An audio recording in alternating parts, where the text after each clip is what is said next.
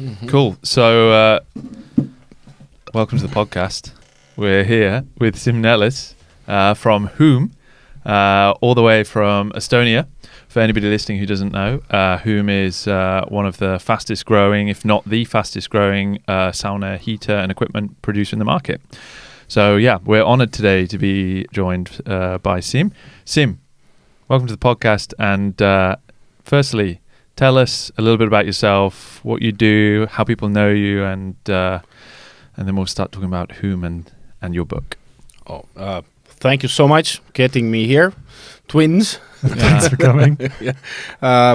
Yes, I'm Siim. I'm from Estonia, founder of company Huum. I'm actually the third generation of sauna heater producer or builder. Wow. I can say, yeah. And my goal is actually to not only build sauna heaters, but actually improve and develop old school healthy saunas, to innovate the traditions, to bring old good sauna back. Yeah, fantastic. So tell us a little bit about Huum. Where did you come up with the idea from it, and a little bit about that history as well. So you talked about being third generation. So how does that look? Yeah, my grandfather, Paul Nellis, was building in Soviet time, Estonia. Mm-hmm. He was licensed to build heating ovens. Also was building ovens for sauna. Okay. Yeah. My father came up with a brand, Stoveman, to memorize my grandfather. It was actually, these heaters actually produced by Estonian prison industry. Okay. Prisons, yeah, he was leader of that. And when I was 18, then I started my first company. Yeah. It was world first sauna shop in internet. Okay. So e-commerce. And on that, I saw one moment gap in the market, that it really demanded proper electrical sauna heaters. Because on that time, I started developing things more than 15 years ago, actually. There was not really common. You could find any sauna heaters with a lot of stone mass. Yeah. Yeah, you had wood-burning heaters like the Stoneman heaters, for example, but there was nothing much on the market for the electrical ones. So this is where I saw the gap, started developing myself, zero budget and so on. Did that about 5 years. Then I luckily got funded by European funds a little bit to cooperate with Estonia University of Arts. So half a year, students of product design worked on heater design, like the second and third year students. And from that came actually the first two design ideas. Mm-hmm. One of them was Linda, which is actually a little bit different from the Drop. Yeah. So, and it took only 1.5 years and 4 different metal companies, and the Drop was ready. Yeah, that's how it happened. Just 7 years development or so. So Drop was the first model. Yes, and in first year, 2014 January, we came to market, and my goal was, okay, if I can sell 50 pieces in the first year, then I can have living for myself. Yeah. So start the company. But I wasn't ready for that. The biggest Estonian business newspaper did big article, like 2 full pages. Yeah. And in first 2 weeks, all main shops took contact themselves. And then I had orders for 200 heaters in the first 2 weeks. So wow. I was a bit in trouble then. So I need to start moving fast. I had 30 in this moment. Yeah. Wow. So that was 2014? 14 start, yeah. Wow. Huum as a company legally started 2013 October. Yeah. So, but legal entity was started, but real business started in January. Right. And how did you settle on the branding for Huum? Yeah, it was luckily that whom the drop heater designer Yeah. had good friends who had very good visual identity record. Young people, Mhm. lots of medals, already rewarded ones, and I made competition to find the name and also the logo, but we got only the name, and actually it was one of the art school students who came up with the name. Nice. Yeah. Because it should be said, actually, talking of award-winning accolades and things, how long was it until you got your first Red Dot Award? Actually, that was the first product, and we got it really without paying. Yeah. We went to the real competition. Yeah. You can actually kind of buy it. I'm not kidding. Pay to Yeah, you win. can. Yeah. Yeah. But all we have got, we have paid this minimum price, Mhm. Yeah. and then you really have to earn it. Yeah, yeah. And the first one we earned even that I needed to pay, I don't remember, 120 euros or something, only because it was a student who put it on the competition. Right. So Okay. they have special pricing for students. Nice. It wasn't actually even the company Yeah. who put it up there. It was a student, so we got this 2015, I think. It's just we didn't have time before that. Yeah. Right, yeah, to go there. And later too, we have got it 2021 or 2 maybe. Mm. Was that for Ukku or? Uku control, yeah. We should have done that much earlier, actually. Yeah. We just didn't come to that idea in this moment. And also Cliff Heater. Yeah. So just going back to the branding, Mhm. what does Whom mean? Where does that name come from? What does it mean? Does it have an Estonian? It comes from European languages, the basing on Romani languages. It's like humidity, land, like humus, to the same basis. And for example, when in Estonian you say that, we're from different language, but you still feel like whom. It's like when you draw the steam, then this like reflecting to you, or this humidity is coming. Yeah. Yeah. Nice. And kuum it means actually hot Okay. in Estonian. Kuuma in Finnish. Yeah. So Mm. it's like hot and humid and warmth. Yes, so it all comes together, and it's only one phrase. Yeah. It's nice. And the all websites were free. Only the .com was taken. It's actually a very really nice architect. Is it? Yeah.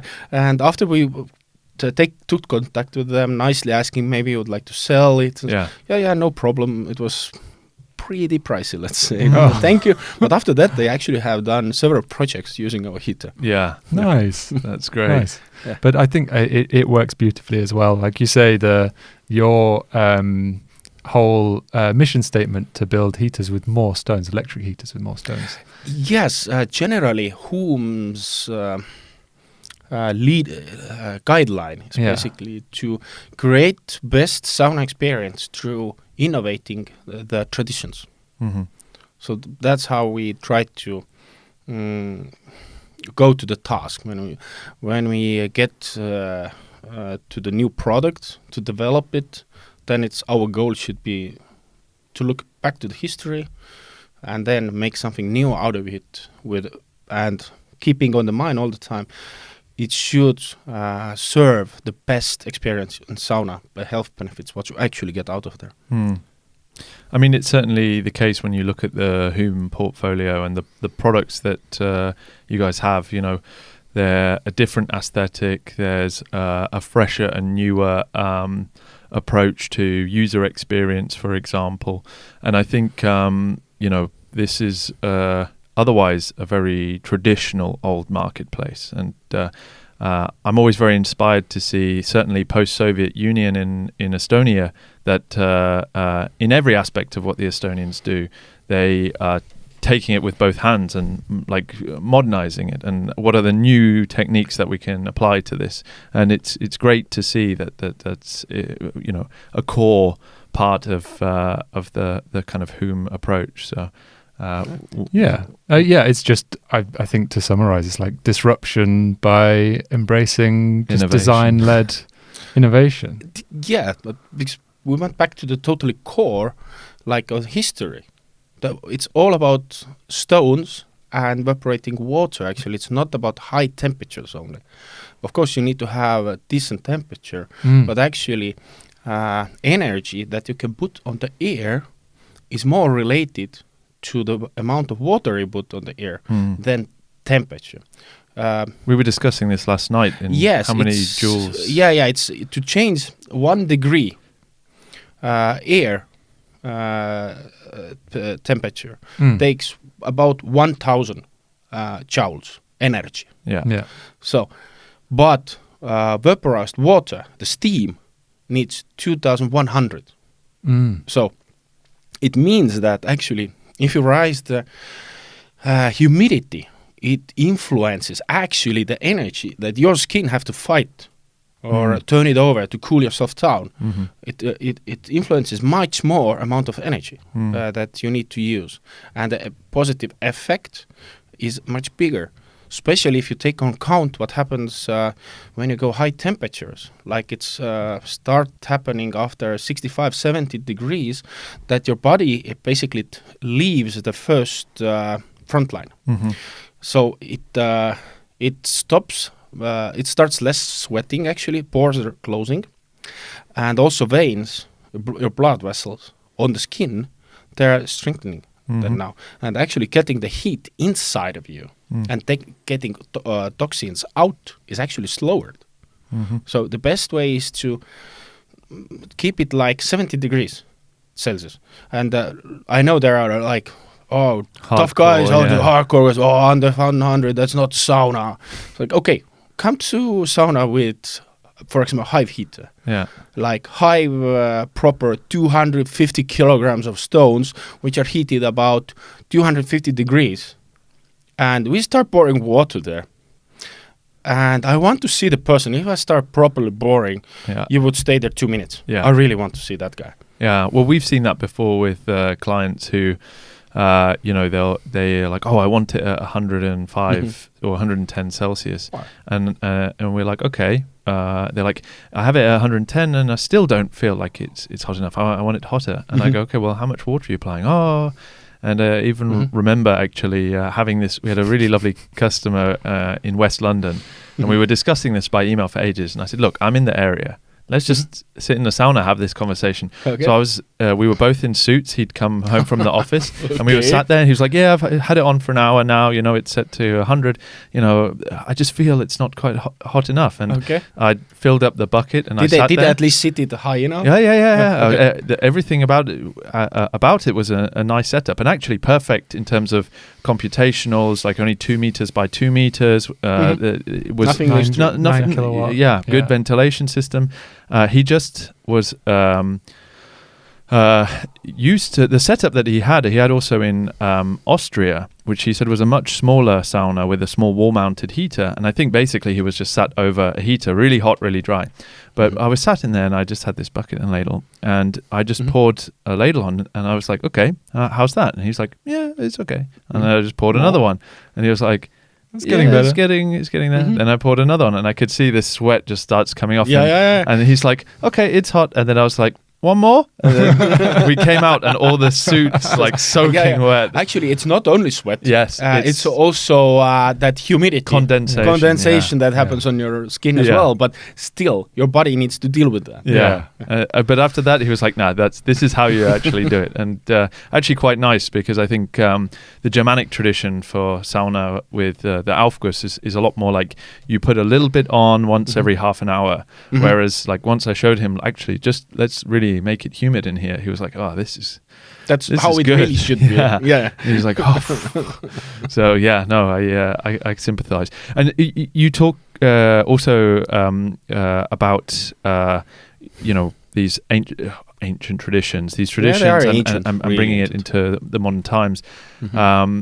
The inspiration for that, I guess, is the what the Finns would call the savu sauna. Or Savu, sweet also sauna. in Old Estonian, well, in Southern Estonia, we also say savu. yeah, So, but it's actually suitsusaun. Nowadays, suitsusavu, same. And we say saun, not sauna. But actually, first one who got UNESCO protection on sauna stuff, it was actually Southern Estonians. okay, And let's say positive way that our northern neighbors get little bit jealous. They even came to watch. Is it true? Like, is it scam or something? They were pretty surprised that there was smoke saunas everywhere, actually, and been there a long, long time, Yeah. and still actively practiced and used. And especially in southern Estonia, it's more preserved, more countryside and so on. So, and then they got this kind of deal, like, I don't remember which way, but they spread it out. One got protection for construction, other got protection of the cultural part. So they kind of split it. Yeah. So very nice. But if you go to the smoke sauna, it's so ancient, actually. If you look at the oldest structures, like not even Estonia, but I mean like as a humans, what we have built. Okay, first, let's say you build something like whatever kind of structure where you will have fire inside or cave. What you do actually there, naturally, next step, you put some stones in the fire. And guess what? That's actually smoke sauna. That's a trick. Which one was?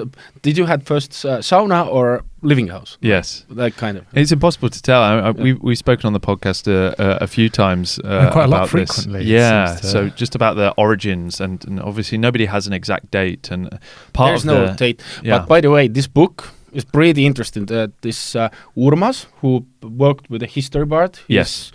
Really, really wise, highly educated guy. Its history part is over 200 sources, scientific sources, 200 only for history part, and 13 are first time translated to Estonian even. Yeah. And there is all around the world. It's describing from Mesopotamia, Indians, Northern Europe, generally how was this different regions, how much we know. For example, 11th century. Chinese Kaiser or king or however the ruler was called gave out a small book, the guidance for Chinese, I think it was, how to use sauna. Yeah.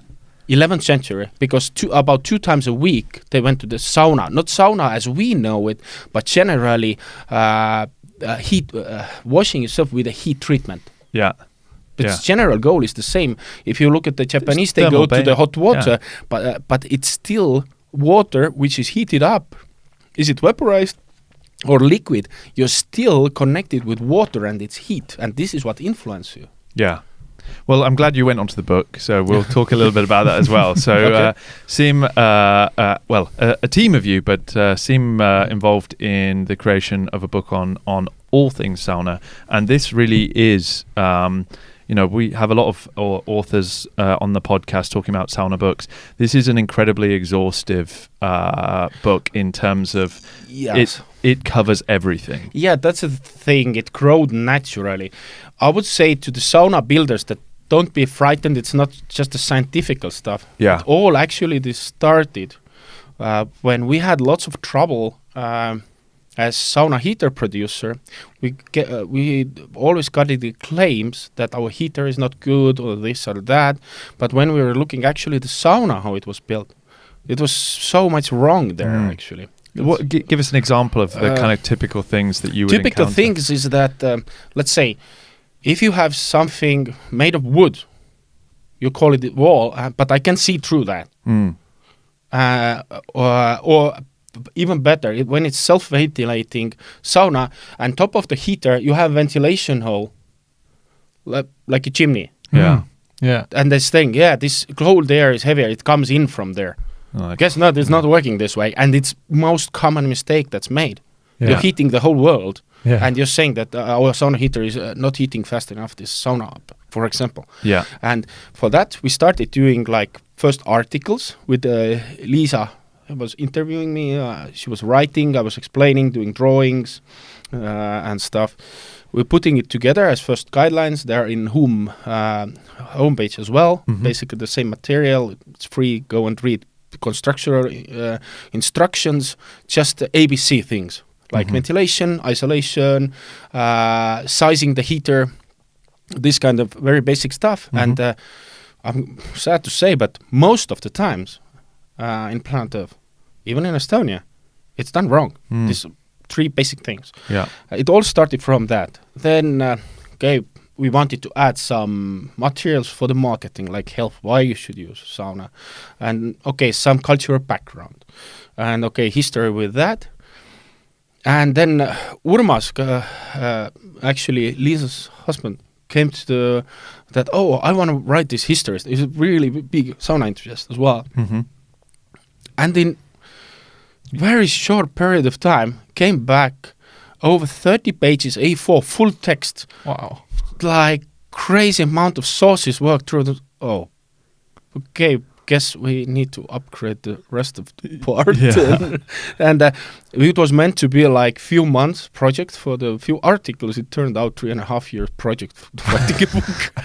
But you can really see that. I mean, you've got it's a roughly 350-page book, Yeah. and it What covers really- everything from health, construction, History. culture, history. Exactly. And it's important really why it was started was that go back there and go to the sauna construction part for sauna builders. It's really their drawings, things that are proper.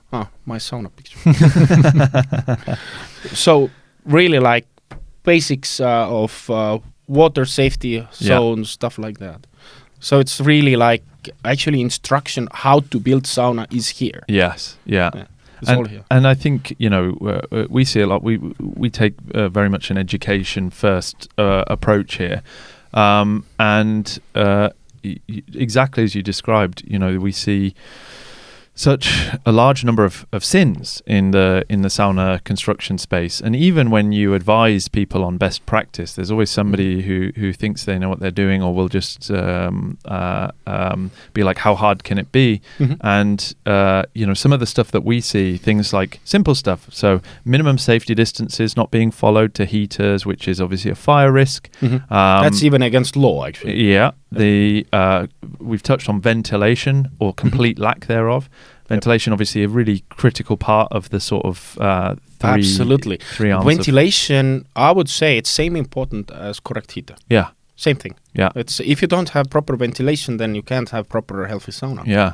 I think it's Glenn who talks about The Holy Trinity. The Holy Trinity, and one is heat, one is ventilation. I'm trying to think what the last one Steam? is. Large No, amount I- of I- fire. I think it might even be the experience side of it. So, but yeah, Maybe it's the show you put out there. that's a different part of the story. It's Yeah, that yeah. when you're grown up, like just regularly going to sauna and stuff, I admire people who put effort there and then make it enjoyable to Mhm. other people. I really admire it. It's just for me, it's same as if I go to the shower, Mhm. maybe I don't want anyone to come to make me Sprinkle show. some flowers on. Yeah. Something like, for me, it feels a little bit like that. But as long as it's all done correctly, people enjoy that. It's healthy. Enjoy. Yeah. Do as you like. Yeah. Another critical kind of thing we see is the understanding of computational volume. So, computational volume, for anybody who doesn't know, you specify a heater to match the space. But it's calculated available. space, It's calculated space. not So actual space. Yeah. that's the volume of the space, so length times width times height, with Mhm. factors for things like, is the space insulated or uninsulated, Mhm. how much glass you have, so for Yeah. every square meter of regular single glazed So glass. basically, the two things that influence this calculated. Of course, there is the real cubics, what you Mhm. have, and then there are two main things: how much heat actually is going out, Mhm. and how much things you have in the sauna, which Mhm. you need to heat up as well next to the air. Yeah. And like you said, glass.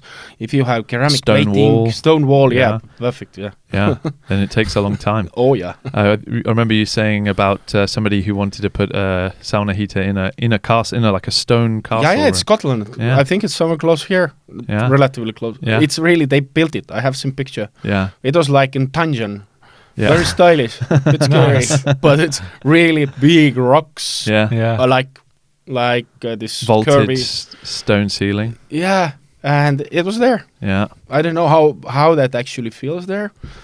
Would be interesting. Yeah, we actually had a project that involved doing something similar, but actually involves a lot of insulation and build-up behind any form of ceramic layer, so to make it thermally efficient. Yeah. And things like you can't just use regular glass, then you have to use low E glass or double glazed glass, for example. So all those things, like even if it looks on the surface, a sauna can look like it was built to the right dimensions and everything. And even then it doesn't get properly hot because they haven't done a computational calculation, for example. Or just one easy thing, you have self-ventilating stuff pulling out. Or I have also seen the case where it was connected with the whole house ventilation, which is when it's done correctly, it's okay. But you have to know what to do. Yeah. It was blowing so strongly there. It was like wind, and you were actually hitting the whole house with that, and the part where it goes off, and it was even like, this can be big influence. That's true. I mean, you've touched on a good point there as well. So another common question people have, can I plumb this into my housing ventilation system? Is like, well, you've got to consider that the air could be as hot as 120 degrees, and it could also have 100% humidity. And, I've seen people running UPVC pipes for ventilation, and then these all very quickly melt and sag. And I haven't seen them melting, but better use the metal first. Yeah. Then you have to really take care of this, when you have modern ventilation system with heat recovery. Yeah, exactly. Then you need really have good moisture condenser. This should work, and it's important that this air is not going straight to the machine. It has to be mixed with the rest of the air that it's taken to the machine. Then it's cooled down, so this hot air is not getting immediately hit this machinery. A lot of these heat exchangers in heat recovery systems are still just plastic. So they are. They are some marine paper. Basically. But if you mix it, your air, a small sauna room actually, and if you take the whole house ventilation, it's maximum maybe 10% of this. So it's not a problem. Yeah. Well, this is an interesting point as well. So tell us a little bit about your academic background. Obviously, we're talking about the technicals of heat recovery. By study, I'm water structure engineer, diploma engineer, so 5-year study. And because Estonia is a very small country, actually I was also covering heating and ventilation systems, also river dams and that stuff. So, I have really worked 7 years as engineer doing drawings also for ventilation. So you speak about these things as a qualified, knowledgeable person. It really well matches actually with the sauna business, which was not planned this way, but turned out it's pretty useful in that case. So let's talk a little bit about Whom these days. So you've went from 2014, your first big batch of 200 orders. How big's the team? How many countries are you exporting to? How many heaters are you producing now per month? If it was good questions. Because I want to be precise with numbers, so I'm traveling now. Also, there's a lag time before the podcast comes out. Exactly. So I need to work harder. Whatever number you give will be wrong. So our team is now about 50 people. We have operations also in Austria. And we're selling pretty much everywhere in the world when we got orders, but mostly, of course, Europe and North America, but even Australia, New Zealand, Japan, these are rising markets, some Asia, but there's a lot to do. I have been several times, or my team have to do explanation to the tax offices that what stuff are you sending to Central of Africa? And it was not like one heater, it was pallets. It was like, they order, I don't know. They paid. You sometimes better not to ask those questions. We sometimes get inquiries, and an unusual number for the last 10 years of working from all over the world. And many times, we if we can, we'll help out. But a lot of times it can be quite difficult. But quite a few from Medellin in in South America with the famous city of Pablo Escobar. So.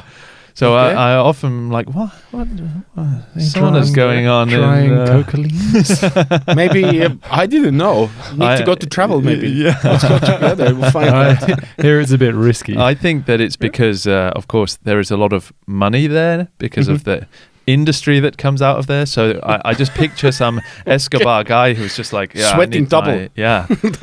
I need my Whom hive for Detoxification. Yeah, exactly. Detoxification. So you see some weird and wonderful places. Yeah. So That's strange.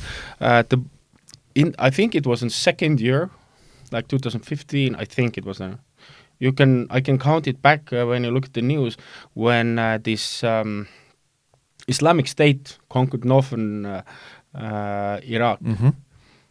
2 weeks later, there was news, and 2 weeks later, I got order for 2 hive heaters and control panels there. Yeah, for today, address was Kings Valley, and you could see it's sending by iPhone. Was written down there, sent by iPhone. Mails. How do you're going to parachute that in there? Trick was that there were 2 companies who said, we deliver them. Okay, what is the price? Yours and yours.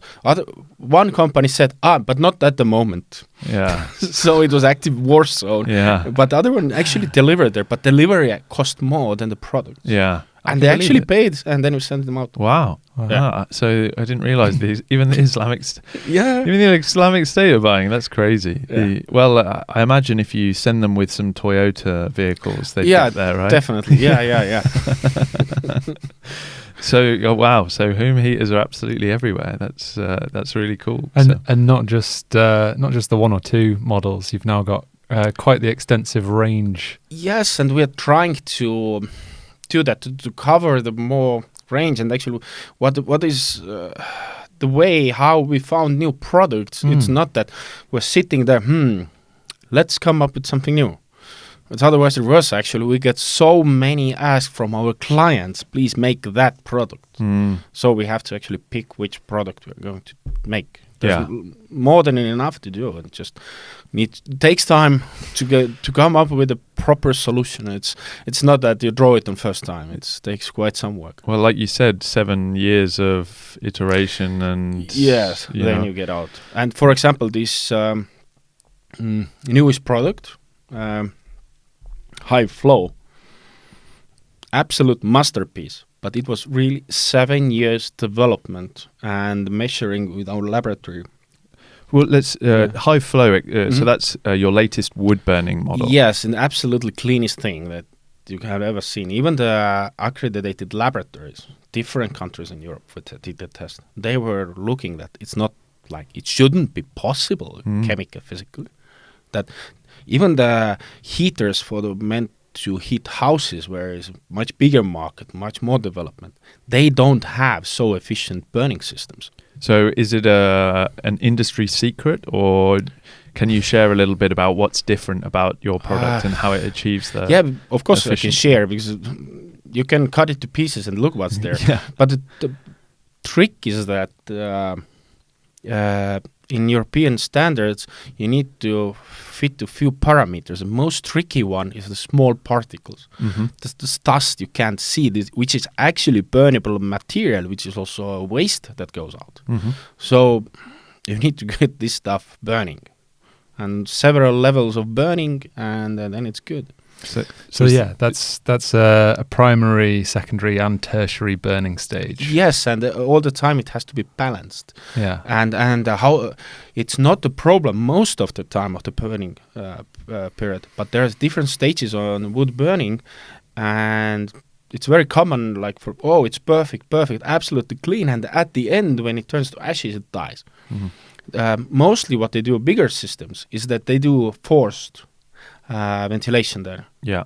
So this way they control the oxygen amount there and the temperature rise. So they get the cleanest burning on this moment. But we need a wood burning heater like self-standing alone saunas. Maybe people would have only candlelight there. So there's no way you could actually have this forced ventilation. Plus, it would be expensive. So that's the latest, the newest Mhm. innovation.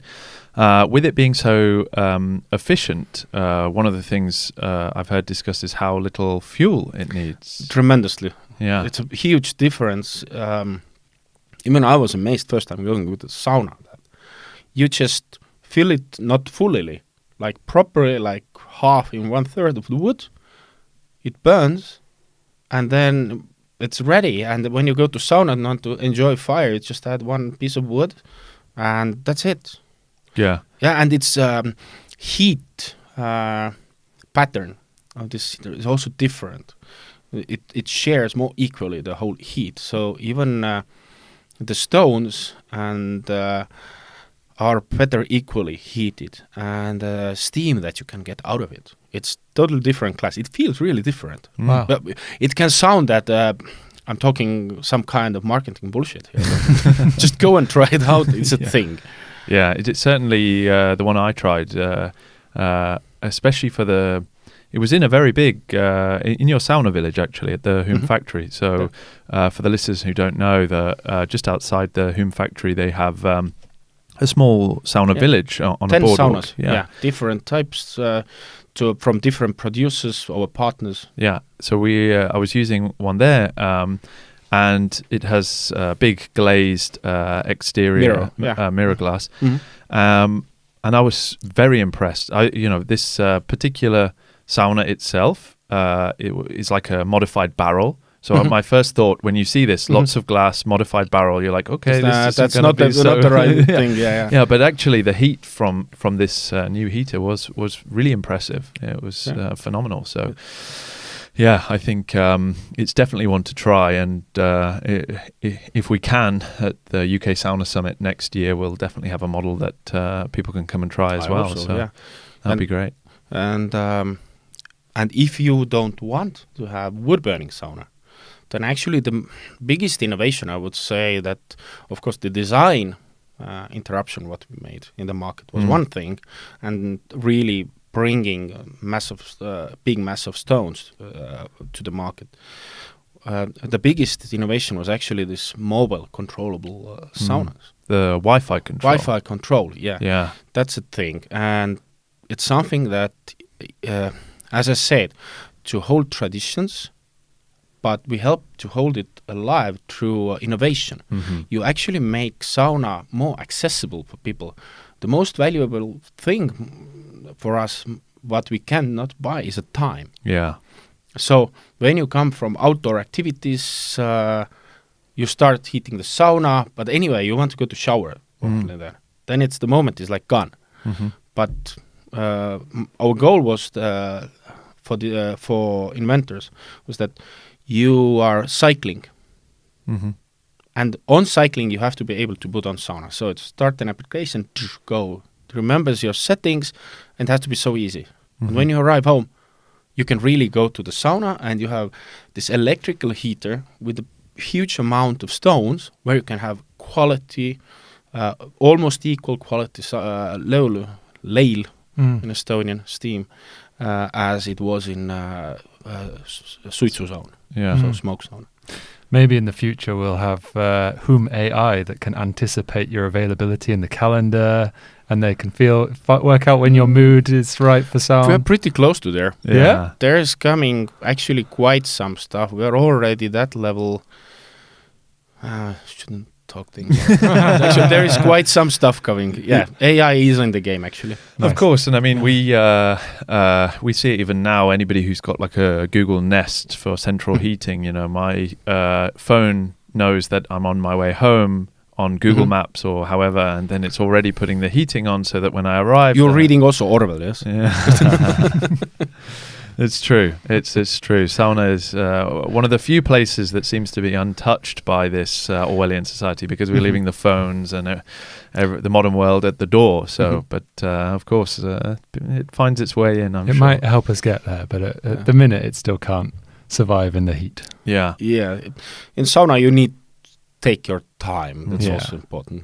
Yeah. Do not use these horse classes. Your But sand our- timer. Yeah. Yeah. Yeah. Maybe, just listen to your body. And Yeah. Yeah. make sense. Well, It's true, and I think some days if you're maybe a little bit run down or tired, you maybe only want to go sauna 5-10 minutes, and then And that's fine too. Yeah, and then other times you go in 45 minutes have gone by. I'm still in the heat. Yeah, like we talked about going in already lower temperatures. Like I told before, you don't need to wait when it's 100 degrees. Actually, very nice experience is that when you go in like 35 degrees and just Warm read up a book, with it. whatever, and warm up with that. And actually, when it's then 60, 65 degrees, you realize, oh, I've been here almost half an hour, and it's been very easy, very relaxing. And actually, when you go out, then you realize that, whoa, I've taken hot. serious heat. Yeah. Yeah. That's great. So you talk about and we touched on this earlier, that this is something you enjoy doing during the heat up cycle. On that sort of topic, what does the perfect sauna experience look like to you? If you could dream the perfect sauna for Sim, what does that look like? I would say lots of liquids. I personally love sauna 65, 70 degrees. Honestly, I love it, and I'm using it. And lots But of steam. Lots of steam. For that, you need proper big amount of stones, and you can heat yourself crazy there. And it's really, really nice. And on the second cycle, then whisking. Yeah. That's right. Yeah. And third one as well. Actually, wash yourself if you need soap and stuff after second round, and or just before your last round. Yeah. It's important. And then have soft last. This last one should be soft. Steam, little bit time there, and then wash yourself just with the water. Yeah. No more any soap, nothing. Then you're restoring also the natural protection of your skin, like fresh oil on it, or your own protection. Yeah. And get all of this soap or whatever chemistry is extra added out of your pores, so you're really clean. And after that, relax, have time with friends. Good. Yeah. What about from a design or location perspective? So if you're building it, talk me through, what does that look like? Where is it? How is it designed? How big is it? You can't have, in my, real men should have at least 2 saunas. Okay. Yeah, this is 2 different approaches totally. Sometimes it's perfect to go to sauna. As we said, when you arrive, it has to be ready already. And so on. So then I want electrical in the house, comfortable to use, maybe short period of time. That's it. And shower. Close by to the shower, maybe relaxation area. Yeah, exactly. But if you have a nice weekend, friends coming by, or time with family, then wood-burning heater, maybe even smoke sauna. And then all this heating time, real live fire, taking your time. This is like next level. But that takes time. So there is not one perfect solution. There actually, every situation, you should have your different approach, I think. Yeah. But as with an engineer's mindset, I'm going to ask a leading question, because I know I certainly do. There must be like a particular style, particular timber layout. Yes, the layout of the benches. Okay. If we go there, then I'm going very crazy. If we let's flip this for a second. Okay. If you were asking us to build your perfect sauna, I have it. Sorry. Okay. It's picture there. Yeah. But actually, one thing about layout that I admire, actually, when I was a child, we didn't have it, but nowadays, actually, if you were talking 2 times 2 meters, it's also about these layouts and measures. It's in the book also. You should go there, if I remember correctly, like add half a meter more, like 2.5, 2.4, I think. Then already technically, you can build U-shape seats. Yeah. So actually, with this little extra space, you just at least doubled the people. You can be there, and then you can talk with person. You can look at the person, and you can put the heater in the center. Yeah. So- Very social. social, a and also campfire. it's in the center. It's comfortable to use. All Yeah. of that. So this is one thing. So one more, the ventilation has to be done properly. There's different solutions on forced ventilation or self-working. That is crucial to get it right. And of course, real proper sauna has to be isolated. With our partners, we did a nice test. I should clarify for the Yeah. listeners, by isolated you mean insulated. Insulated. Yeah. Yeah, I'm sorry. That's all right. Yeah, my great skills of language. No, you know? no. Actually, it's common. A lot of our Finnish and Mhm. Estonian suppliers, two things they say. Isolation instead of insulation, but it Mhm. means the same Same thing. thing. Isolation. Yeah, exactly. Yeah. And the other one Lightning. is lightning. Yeah. We say lighting. But lightning is the Thor electricity from the sky. Yeah, thunder. Our friend. So it's really live test. It was, of course, I think -5 or -10 out. So it was more efficiently felt. So there's absolutely 2 identical saunas. Yeah. Very properly done, actually, even the one without isolation. Insulation. Yeah. So and one with added, because we started a deeper cooperation, and I asked them to fix some things. There was like 3 up to 5 things, that ventilation and this stuff have to be done this and that way. Then we got different result. And we did for the test one old version and the new one. And we both had heated exactly the same heater, exactly 70 degrees. Exactly same time started, same outside, standing next to each other. And with a group, we went in and we all had the same feeling and idea immediately. The steam was totally different because all the barriers and stuff are on different temperature already. The steam that hits the ceiling first and comes to is a different temperature. And we started, after some time of use, we started rising the non-isolated, insulated sauna temperature. And we reached, at least, it was still different, but same kind of heat level as you feel it. We reached to that 90 versus 70 degrees, so 20 degrees difference. It was huge. Yeah. Plus, you have to understand where it comes from. It comes from that, as I said, parameters, different temperature. It's not only the steam, it's also, most oftenly, people forget one transmission of the heat. There are 3 main transmission styles. You know that? Yeah, convection, conduction, and radiation. Yeah. Exactly, but radiation people forget. Yeah, Yeah. but you have the thermal mass of the sauna, so Yeah, exactly. everything heats up and then re-radiates. What's really funny about this re-radiation is that you will often find that if people talk about infrared saunas, which are not saunas, they're infrared treatment rooms, but a traditional sauna up to temperature will have more infrared than most of these infrared saunas. Really? Because it actually... I didn't know that. Simple physics. You will like this as an engineer. Yeah. If you have a 9 kilowatt heater, Yes. then over time, energy can't be created or destroyed. This, through conduction, convection, and radiation, is heating up the sauna space. Yeah. That energy, that 9 kilowatts, excluding the amount that's lost through the insulation, which is a small amount, It stays in the room. it stays in the room. It heats up the timber, and the timber re-radiates this black body but, radiation. Only question for me is that maybe it's not infrared length.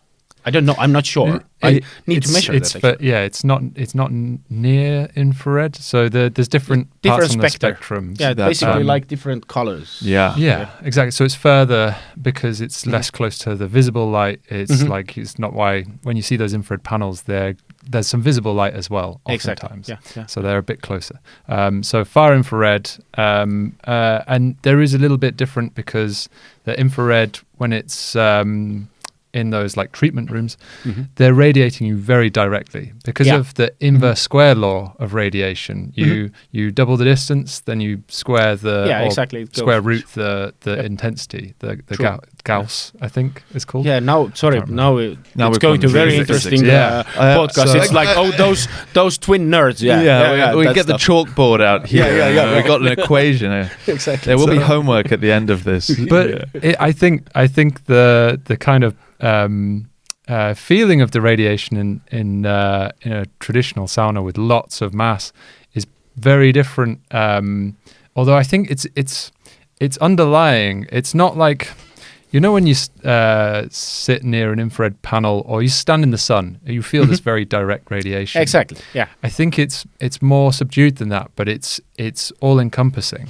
So when you are in one of these saunas that is really properly hot, well insulated, and everything is at equilibrium, everything is hot and re-radiating, there's something that is hard to describe, that it feels like a more complete heat. Yeah, because it's all around you. Yeah. It's not from one direction. It's all around you. You're in the nest. Yeah. Yeah. So, and one of the things we always love discussing with clients who are interested in infrared treatment is the health benefits Venn diagram. If you look at the health benefits of IR, for example, infrared, all of those health benefits, they're good. You can get good muscle recovery, for example. It has benefits for the skin.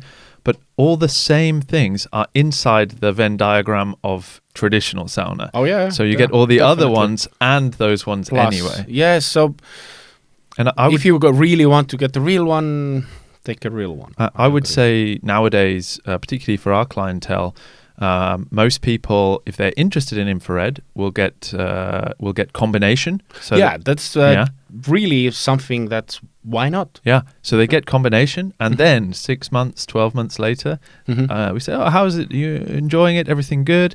And they go, "Yeah, but we never use the infrared." Really? Yeah. Okay. Because in their mind, like, there's so much conditioning and a lot of the history of that side of the market is fascinating. There's a huge amount of American marketing dollar went into infrared because the restrictions around 110 volt power supplies in the United States. Uh-huh. So it's much easier to build just put and actually in the early days, because there were so few producers of traditional sauna heaters in the United States, people were putting infrared panels with steam generators to make this kind of like Sauna sauna experience. Really? yeah. That So- sounds very scary. Yeah, there's a lot of If scary you stuff. look into this technically, there's too much things that go very wrong. Of course. So, but the amount of money that it was creating, obviously the United States is a huge market for health and wellness. So the amount of money that has gone into promoting IR is just disproportionately higher. And so, you see so much stuff online where, and we've talked about this before on the podcast, these companies, they go, IR will, cure cancer or cause your male pattern baldness to recover, or detoxify is a common one where actually your liver detoxifies and your kidneys detoxify, but it infrared goes really long list, and actually there's this health part that my wife actually take care of mostly, and that's really long list actually, and it's very combined. And what you can even summarize there, that is biggest health benefit, what you get there. After that, you can sleep better. Yeah, you sleep really well. And this is like a foundation of every health. Exactly. Yeah, you sleep better, you live longer. It's quite, So it is. yeah, that's true. What are your feelings on cold plunge, sauna and cold plunge together? Nice. Yeah. That's the thing, to get this positive benefits. A lot of them is part of them is about heat change. It's not only about heat. If you stay on that heat, you will die. Sorry, Yeah. that's it. You need to cool down, and that's why you go several times to sauna, cycling, and the bigger you actually push the temperature difference. So you go sub minus. I used to do, especially in Corona time, lots of cold plunging myself. Yeah. And then how your brain especially reacts is even stronger, more endorphins than it would be possible only with sauna. So go for it. In where I come from, it's common you go to swim in the snow or make a hole in the ice and go to the water there. I understand that now it's kind of a new industry there that you actually produce this cold water. It's even this air bombs are doing this stuff. So taking things back to basics and young seam and sauna experiences, obviously Estonia has a sauna culture. In your childhood, how was your experience of saunas? Did you have access to this? During Soviet times, was this banya style or what did it look like? First of all, at home it was common. Estonians had saunas. There were also village saunas, but also Estonians mostly, when it's private house, you always had sauna. And these were wood burning. Yes. On that time, yes. There were actually Soviet time produced some. I have one example actually. In Tallinn, there was some kind of machine factory produced actually electrical heater. Okay. Yeah. My friend brought me last year. They were renovating one Southern Estonian building, and it was really sauna with that there. Wow. I had never seen this stuff. Very interesting. But yeah, we were regularly going mostly twice a week. Like Wednesday and Friday or Saturday. And on weekend saunas, it was very common that our family friends with family come to sauna as well. And now we're going to the level and talking that would sound a bit weird to British. And then small kids, parents, men and women, all together in sauna with your friends, families, all naked. Like naked. Yeah, that was normality. That's how it works. Yes. And so this is very common practice in Estonia. Nowadays, maybe less, world changes. Yeah. But still, sauna is more and more popular also in Estonia because we have more families who are have enough funds for that. But it's been around all the time. Yeah. Interesting. One of our previous podcasts, Barute, who was talking about during the Soviet era that pirtis was actually banned in Lithuania, that they didn't have access to pirtis during this time. Pirtis, yeah.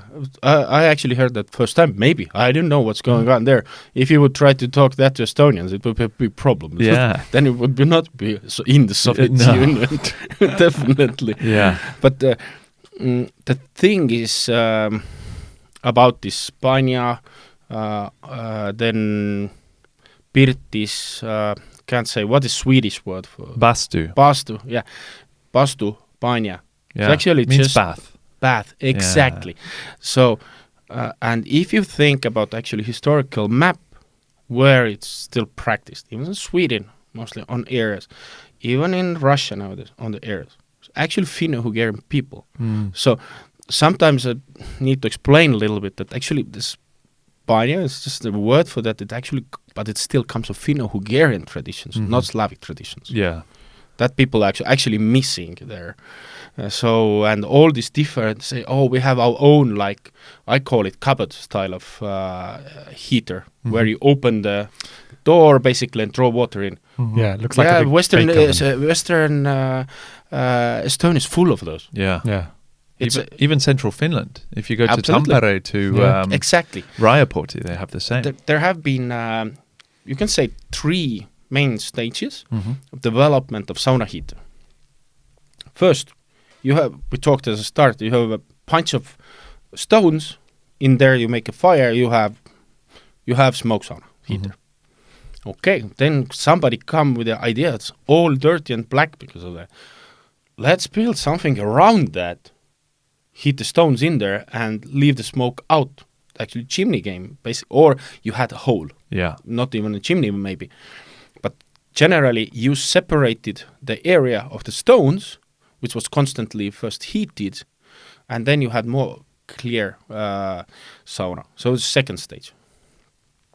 And then finally, when we had enough metal, was that but metal transports the heat very well.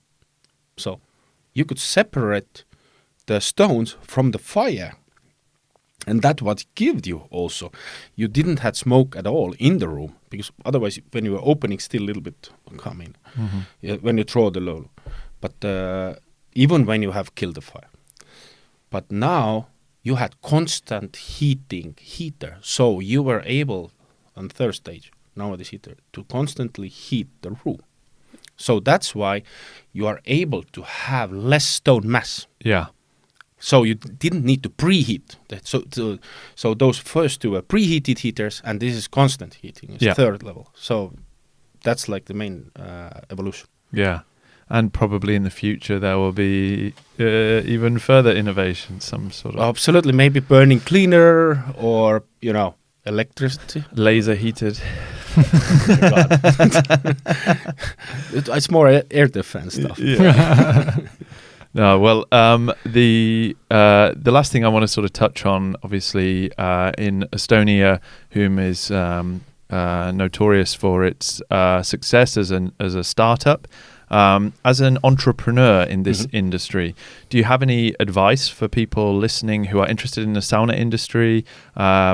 What maybe you have to go through behind the scenes that nobody, people only see the success, right? But like in every business, be ready to work your ass off. Yeah. That's it. There's nothing else. And perfection. That's all. And be kind to people. And if anyone listens to that, has any question, just give me email. Yeah. I'm not going to get you to give out your email on the airwaves. You'll be getting anyway, flooded nowadays, there. if you Google the name, you can get the contact. Yeah. Excellent. So thank you so much for coming on. Quick round off. So if anybody's interested in Siim's book, Sauna, it's available on our website. You can also find it online. Yeah. If you want to learn more about Huum, it's huum.eu. Yes. Yeah. And huumsauna.com in North America. And also, if someone who is in the professional level and is interested to translate this book into the language, take a contact. Because I'm looking for that at the moment. Yeah, because it is, as I've said, there is a ton in here, and it's a really good place to start if you're interested in sauna and want to learn more, what it means, etc. So, great. Well, thank you so much for coming on. This has been really good fun. And thank you. Coming all this way. Cheers. It's great. You twins, keep it up.